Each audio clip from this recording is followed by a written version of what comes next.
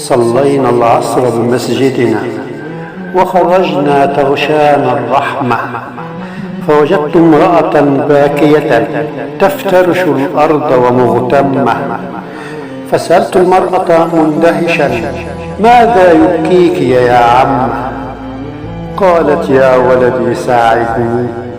قلت: مريني، أنا في الخدمة. قالت لي 4 أبناء هم في نظري أزكى نعمة. الأول سافر من عام للعمل ولا أعرف رقمه، والثاني قد صار مديرا يتحرج أن يخدم أمه، والثالث قالت زوجته كالنافث إذ ينفس سمه: منذ زارت أمك منزلنا والأزمة تتلوها الأزمة. فذهبت إلى الرابع أبدي شكواي عسى تجلى الغمة، فدعاني أن أركب معه سيارة زوجته الفخمة، فركبناها ثم مضينا، فسألت: إلى أين العزمة؟ فأجاب: إلى حيث سيلقى كل منا الراحة جمة.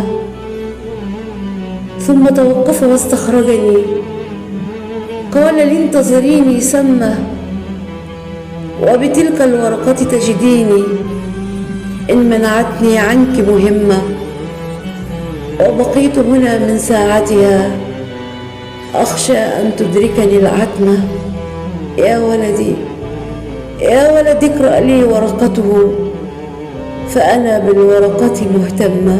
وأخذت الورقة أقرأها، فصعقنا من هول الصدمة، فالورقة مكتوب فيها: أرجوكم يا أهل الذمة، من وجد المرأة مشكورا يودعها في دار الحكمة، والحكمة دار يسكنها كل مسن فقد اللحمة، ذاك وربي أشنع فعل ولفاعله أقبح تهمة. أولم يقرأ قول المولى: وقضى ربك ذاك الأعمى. قرن الرحمن عبادته بحقوق الأبوين متمة، بل جعل البر بأبوينا لأمور التوحيد تتمة، والنهي أتانا عن أف والقرآن حواه وضمه. حق الأبوين بشرعتنا من حق الخالق يا أمة، حق الأبوين بشرعتنا من حق الخالق يا أمة. رب اغفر لي ولوالدي وللمؤمنين يوم يقوم الحساب.